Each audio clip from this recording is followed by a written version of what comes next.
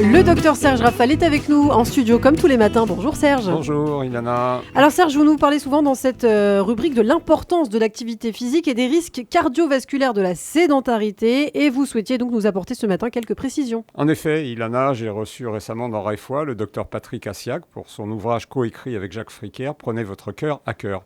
J'y ai trouvé des notions importantes sur l'inactivité et la sédentarité, gros facteurs de risque pour la santé. Je souhaitais les partager avec nos auditeurs. Eh bien, vous avez bien raison. Serge, quelle différence faites-vous entre l'inactivité physique et la sédentarité ? L'inactivité, c'est moins de 30 minutes d'activité physique par jour. Elle augmente de 30% le risque de diabète, d'infarctus du myocarde, d'accident vasculaire cérébral et même de cancer, et de 50% celui d'hypertension artérielle. La sédentarité consiste, elle, à rester en position assise plus de 7 heures par jour, avec des périodes ininterrompues de 2 heures. Or, avec l'irruption dans nos vies d'écrans de toutes sortes, télé, ordinateur, tablette, téléphone, elle augmente à la maison comme au travail et dans toutes les classes d'âge. Depuis 7 ans, le temps moyen passé quotidiennement assis devant un écran pour les loisirs a explosé, passant à un peu plus de 3 heures par jour pour les enfants, à 4h50 chez les adultes. Et ça n'est évidemment pas, je l'ai dit, sans inconvénient pour la santé. Alors, un conseil déjà pour limiter les conséquences de la position assise. Dans l'idéal, il faudrait la réduire drastiquement, mais ça relève carrément du vœu pieux. Alors faire comme lors d'un vol en avion, se lever toutes les heures pour marcher de 3 à 5 minutes, en y ajoutant au besoin quelques mouvements musculaires de détente. Certains s'installent un vélo d'appartement face à la télé et pédalent pendant les infos ou un match. D'autres téléphonent systématiquement en déambulant au lieu de rester rivés sur leur siège.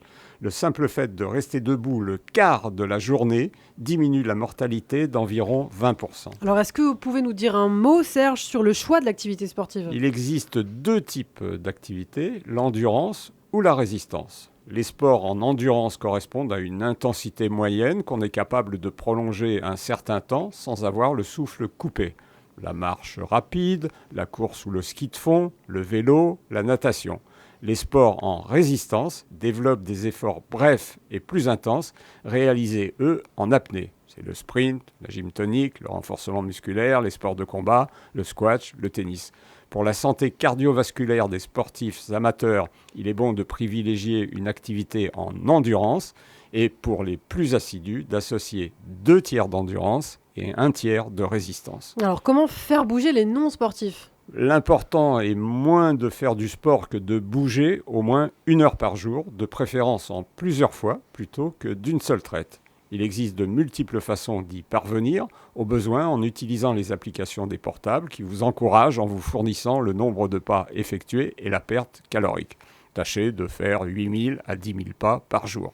Adoptez de petits réflexes dans votre quotidien.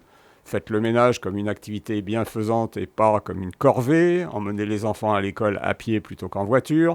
Descendez du métro une station avant votre lieu de travail. Mettez-vous au vélo non électrique. Descendez le chien pour une longue balade. Évitez les ascenseurs. Prenez les escaliers.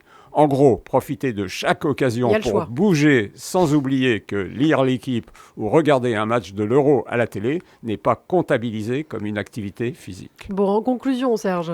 Pas la peine d'insister sur les bienfaits d'une activité physique régulière, quel que soit votre âge. N'oubliez pas que bouger, c'est la vie. Sacha Guitry usait d'une métaphore qui ne disait rien d'autre. La mort n'est qu'un photographe vous intimant l'ordre de ne plus bouger. Et oui, bouger pour protéger sa santé. Merci beaucoup Serge Rafal, on vous retrouve demain matin sur Radio J.